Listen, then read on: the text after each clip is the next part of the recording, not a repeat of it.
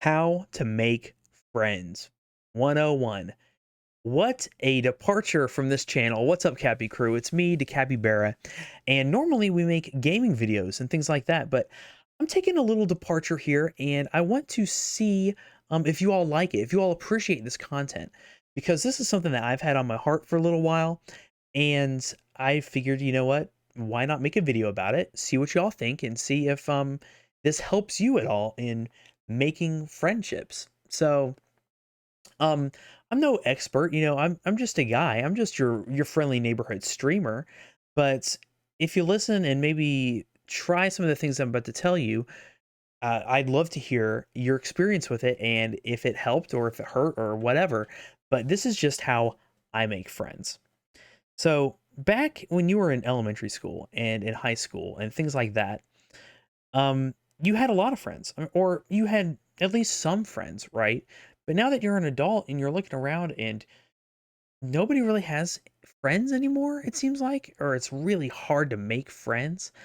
And why is that? Like, what happened? Was it COVID? Maybe. I mean, people were inside and kind of shut off, but I don't think that's it. I think that it's shared experiences. You see, when you were in elementary school and in high school, you had a lot of shared experiences with the people that are around you. Now, you go to your job, you clock in. If me, I might not speak to more than 3 people at my job in a whole day. And so that's not really great friend making grounds, I guess. And I don't have a lot of shared experiences with them. And so if you're like me, and you try and just clock in, clock out, then you're not getting a lot of shared experiences from there either. And I think this is why, like clubs, religious events, and things like that, um, and community service are so important, is because it gives you more shared experiences with people around you. Now, that's great, fine, and dandy. Um, but it's important to understand that these shared experiences are what kind of push people together as friends, okay? Now, if you are in a new situation, maybe say you're at a networking event and you want to go and make some friends, right? Um what's the strategy? What is the strategy? This is where people with social anxiety shut down. They have no idea how to start this conversation. Also, my neurodivergent friends had to get that one out. Have some trouble with this as well, and this is completely normal. Um, because you don't know anything about this person. Say you don't know a single thing about them. How are you going to get to a shared experience?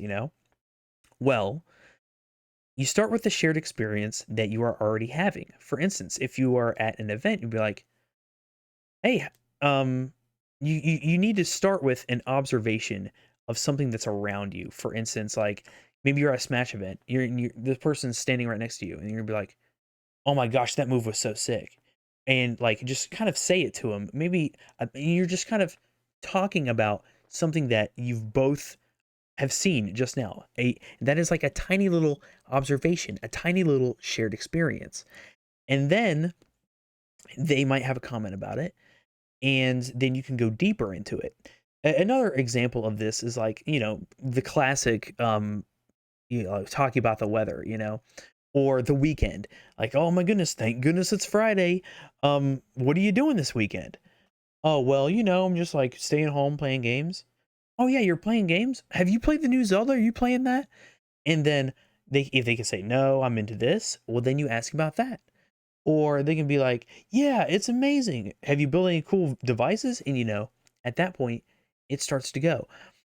You have to throw yourself out there a little bit, be a little bit vulnerable, because that is very endearing, and you have to put yourself out there a smidgen. But as soon as you do, it kind of invites the other person to put themselves out there as well. Once you get a little bit of information, you just start asking those open-ended questions to find that common ground where you have those shared experiences.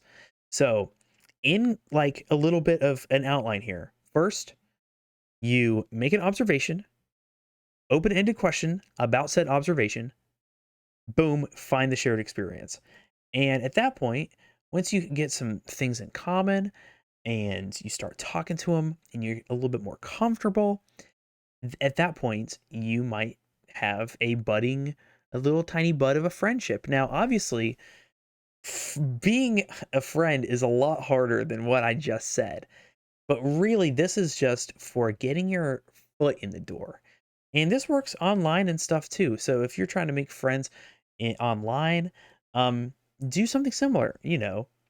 Observation about something that you both know for a fact, and then open-ended question into shared experience. I hope this ramble has been helpful in any way. Um, but just let me know down in the comments what y'all think, and if give it a try, and then specifically let me know because I'm interested in hopefully growing your social circle a little bit more.